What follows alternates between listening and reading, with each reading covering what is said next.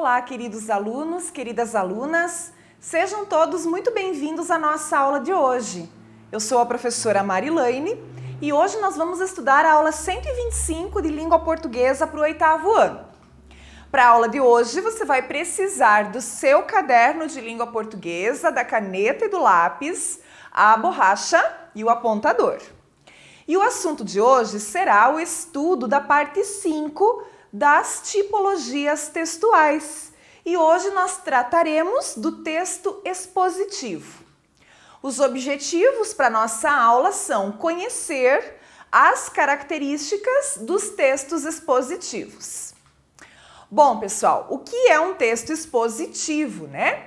Então, é o tipo de texto que fará algum tipo de exposição.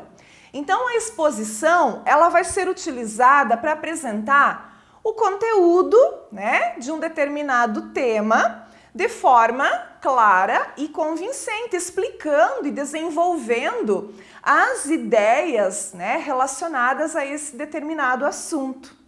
O texto, né, em que a exposição predomina vai chamar-se então de texto expositivo. Exposição é um tipo de discurso onde a principal finalidade é transmitir uma informação.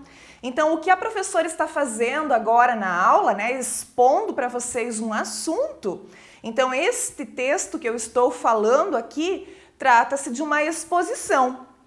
São exemplos, né, de textos expositivos, artigos especializados, né, notícias, até quando um aluno faz uma apresentação escolar, né, de algum tema que o professor propôs, né, seja qual for a matéria, a disciplina, então a exposição, né, aquela apresentação de trabalho, né, onde ele dá uma explicação oral em relação àquele assunto, né? O guia dentro de um museu, até mesmo um guia turístico, ele também faz uma explicação, né, uma exposição daquilo que a gente está vendo, né, tanto no museu ou se for para algum lugar, algum ponto turístico que o guia vai te guiar, ele vai estar explanando e fazendo a exposição. É muito importante que a pessoa, né, ao falar sobre um determinado assunto, ao expor sobre isso, que ela tenha, né, um conhecimento bem aprofundado do tema sobre o qual ela estará tratando, né, ela estará expondo. Para que o propósito, então, informativo desse tipo de texto se cumpra, né, o texto expositivo ele deve reunir algumas qualidades. Essas qualidades dizem respeito à clareza do texto, à ordem, à objetividade, né? Que o conteúdo se apresente de uma forma compreensível para o interlocutor, né? A pessoa que vai receber esse texto, essa informação, né? E é importante que também esse tipo de texto ele não tenha nenhum juízo de valor pessoal, tá? Ou seja, todas as informações que são colocadas num texto expositivo, elas devem ter base em fatos que possam ser justificados e fatos objetivos. E é isso que vai garantir, então, a objetividade, né, deste tipo de texto. Vamos ver aqui alguns elementos da exposição. Então, o discurso expositivo, né, ele vai ocorrer em algumas situações de comunicação que vão envolver o emissor, né, que é o locutor, o receptor, o interlocutor e a relação estabelecida, então, entre quem fala e quem ouve, né, ou quem escreve e depois quem vai ler. Então, o emissor, né, também chamado de locutor, ele deve possuir os conhecimentos suficientes acerca do tema sobre o qual ele fará essa exposição, porque ele precisa transmitir as informações de forma clara, objetiva, segura, né, para quem for receber este tipo de texto. O receptor, né, que é o interlocutor, aquele que ouve, lê, aquele que recebe, né, a mensagem, tá? Ele vai, né, colher ali as ideias através da leitura, né? Então, por isso que tem que ter clareza e objetividade, porque o receptor, ele busca informações nesse tipo de texto, né? Se ele vai ler um texto informativo de caráter expositivo, é porque ele está buscando conhecimento em relação a este assunto. E essa relação, então, entre o emissor e o receptor do texto, né, ela é fundamental para que a informação ela seja transmitida de forma eficaz, né? Essa relação entre eles. Quando eu vou escrever um texto, eu sempre tenho que pensar para quem eu estou escrevendo esse texto, para que eu possa fazer as adequações na linguagem, né? Aproximando mais ainda do receptor, daquele que fará a leitura do meu texto, né? Ou que vai me ouvir. Então, para quem eu falo ou para quem eu escrevo, né? É muito importante sempre pensar nessas questões. Vamos ver agora, né, alguns exemplos aqui de texto expositivo. Então, primeiro eu tenho aqui um resumo de artigo. Trata-se de um texto expositivo, né, onde se expõe algumas ideias, algumas informações. Então vamos ver, ó. Observem que a linguagem, ela é uma linguagem bem objetiva. Aqui não há espaço, né, para linguagem figurada. Então, a linguagem ela precisa ser bem impessoal, né, sem juízos de valor. Este artigo tem como objetivo discutir a estrutura e o funcionamento da educação básica no Brasil, assim como ressaltar a necessidade de um ensino básico de qualidade para o desenvolvimento da sociedade.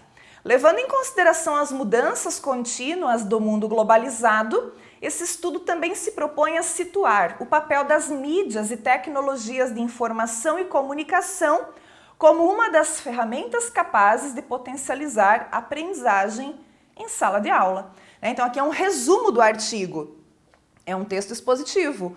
O artigo em si também é um texto expositivo. Então a linguagem ela é bem objetiva, ela é bem impessoal, né? A gente não vai empregar aqui nenhum tipo de figura de linguagem porque tem que ter clareza, ordem e objetividade. Vamos ver agora um texto expositivo de notícia, né, onde se expõe uma notícia, se expõe uma informação. Batida entre carro e ônibus deixa um jovem ferido em Salvador. Um jovem ficou gravemente ferido após um acidente envolvendo um carro e um ônibus de transporte coletivo em Salvador. O acidente aconteceu na manhã desta quinta-feira, 25. A batida foi registrada no retorno da Avenida Otávio Mangabeira, orla da Boca do Rio. O motivo do acidente ainda está sendo investigado. Então, a notícia também é de caráter expositivo, né? Onde se expõe um acontecimento. Então, a linguagem também ela deve ser objetiva, clara, né? Trazendo aqui a informação através da exposição do que aconteceu, com quem aconteceu, quando aconteceu, onde aconteceu, né? Então, é mais um exemplo de texto expositivo. O jovem de 28 anos que dirigia o veículo ficou preso às ferragens do carro. Ele conseguiu ser retirado pelo corpo de bombeiros e levado ao hospital 1 hora depois pelo Serviço de Atendimento Móvel de Urgência, o SAMU.